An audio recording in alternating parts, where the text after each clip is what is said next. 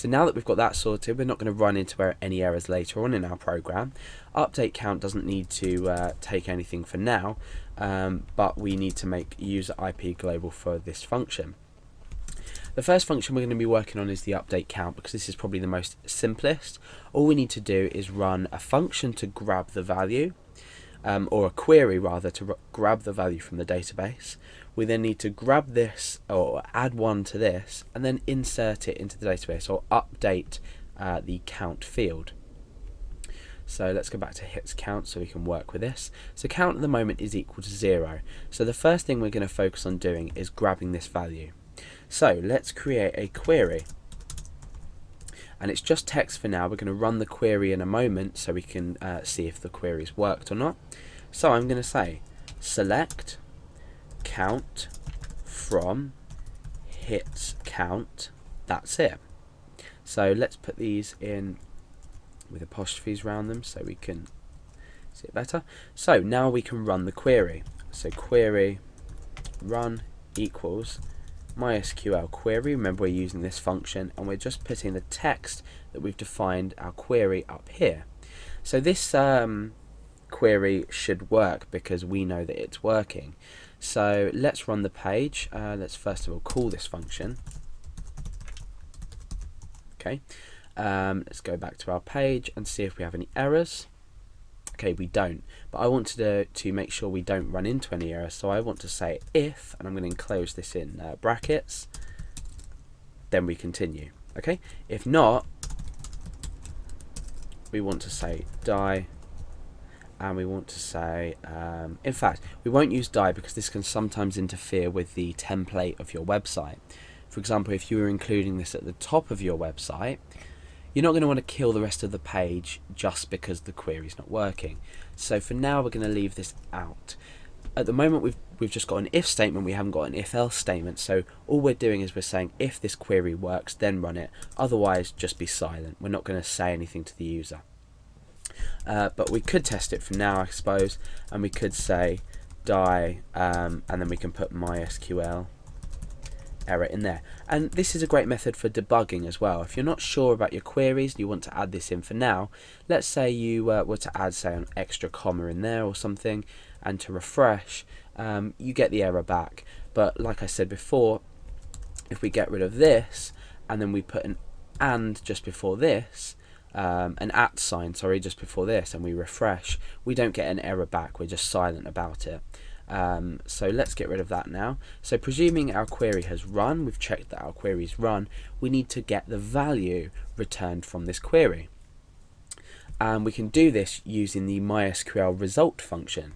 So I'm going to say count equals MySQL result. Now there's a few arguments we need to pass through to this. The first one is the query that's been run, so that's query run. And the second one is the row that we want to receive, get the value from. Now obviously we've only got one row and we're only ever going to have one row.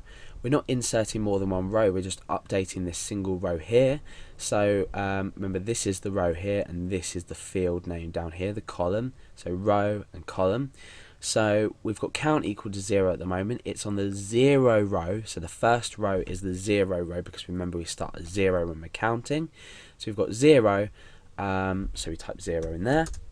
And lastly, we need to specify the field name, which is count. So I can just write count in there. So now the value count, this here, is equal to 0. So let's echo count out to see what happens. So update count function is now going to give us a 0 back. So let's just change this inside of our database to make sure that everything's working. Let's just give this a value of, say, 21. We can go back to our page, refresh, and we get this value back. So we know that everything's working properly. Let's just change this back to 0. Click go. Okay, so back to 0. Now that we've got this count variable, we can create a new variable called count_inc, and that is going to be equal to count plus 1. Otherwise, we could say count plus plus, but for now, I just want to create a new variable to keep things simple. So count_inc equals count plus 1. So now what we've got is we've got the original value, which is 0. Oh, let me just click back to here. We've got the original value, which is equal to 0. Then we've got the new value, which is equal to 1 now, because our original value is 0. So now what we need to do inside here is perform another query to update this value. So again, we say query. You can say query to or query update equals. So we're saying update count. Oh no, sorry, we're saying update hits count set count equal to and this is just going to be our count inc value, so count inc. So we can also enclose this in single quotation marks. So update hits count, to update this table, that's not enough information. Now we need to say what we want to set.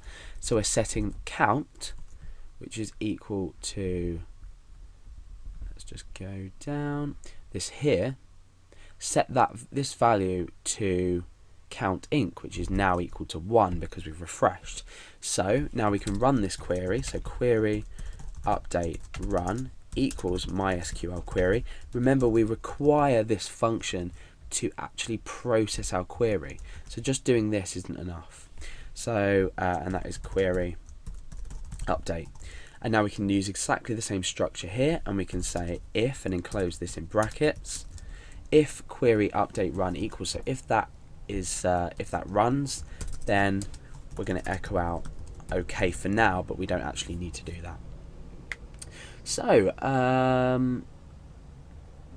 I mean, eventually we're not going to need this if statement. We just need the query update, and we can put an @ sign in front of it. But for our purposes now, we're going to check if this query has been successfully executed.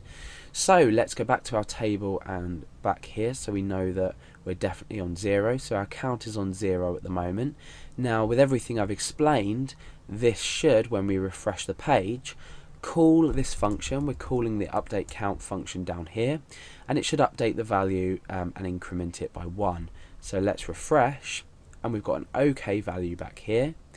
Let's go back to PHP My Admin and click browse, and you can now see that count is equal to 1.